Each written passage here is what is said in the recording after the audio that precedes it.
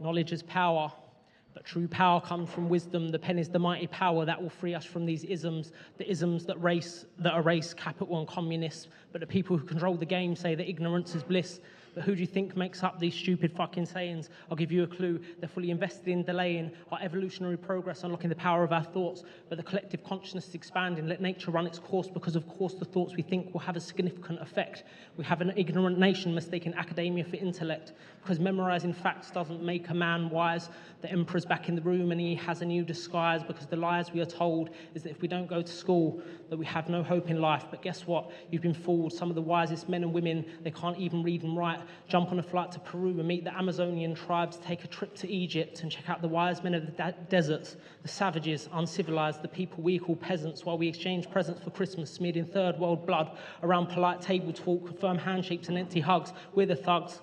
We're just walking around in a big bubble, but the bubble's ready to burst, and we'll realise the trouble we have caused with the wars we support and even idolise. I think it's about time we realise that war has two sides, and both of the sides have families with men, women and children. Just because they look a little different from us, you don't label them as victims who are slaughtered by the hands of a nice, civilised white armies who are fighting for our freedom, so these terrorists can't harm me. But terrorism is not as prevalent as we might think it is, unless we redefine terrorism as us as the ones committing it, because we're wisdom illiterate, being force-fed half-truths and lies, taking a can of black spray paint that will cover our third eye, but we can try to keep oppressing all of the people. Our horns are locked in the eternal battle of good and evil, but it's hard when you don't know who's evil and who's good. Sometimes I wish I could change it. I really wish I could. We need intellectual food to feed the 5,000 plus the other 7 billion, because the guys we call terrorists, for generations we've been killing them, and that doesn't make them good guys and justify their actions.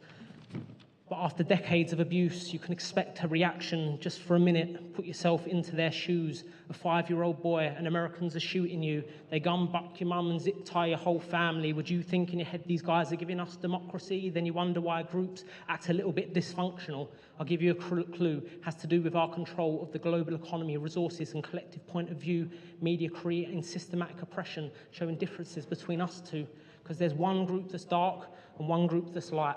Their group's wrong and our group's right. So let's start fights and wars we can't manage, butcher millions of families and we'll call them collateral damage, and the perpetual cycle continues to the next generation.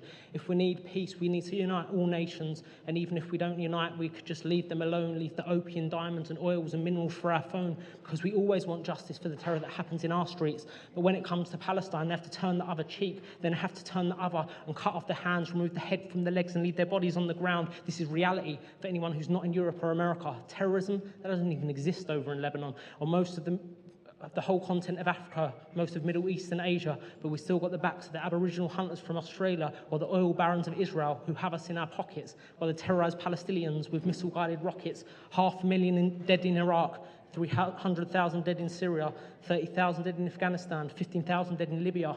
Where's their minute of silence? They don't get one. Why not? Because we need a century of silence for the people we have shot. Then one person dies in Britain and we want memorials, minutes of silence from public holidays where the kids don't go to school.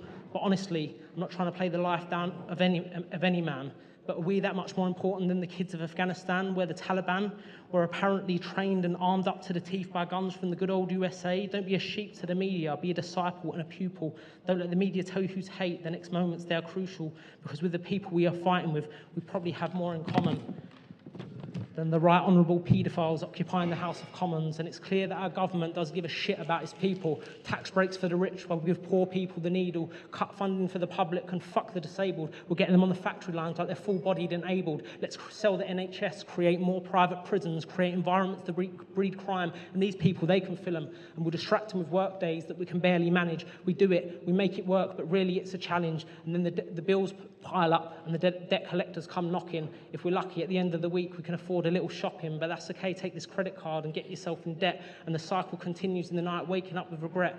So we try to forget, and on the weekends we get pissed. We load up on coffee so it can assist with our days, because we're all still fast asleep. Literally and metaphorically, we are tired and we are sheep. You don't need to be a sheep, be a part of the mass awakening. No more bullshit, we're not taking it. No more back-breaking work and shitty minimum wage where poor people like me and you can go out there and get paid. We're being played, but we can change the game we're playing. We outnumber them 100 to 1. I'm just saying, just because we're in a new century, you think slavery doesn't exist?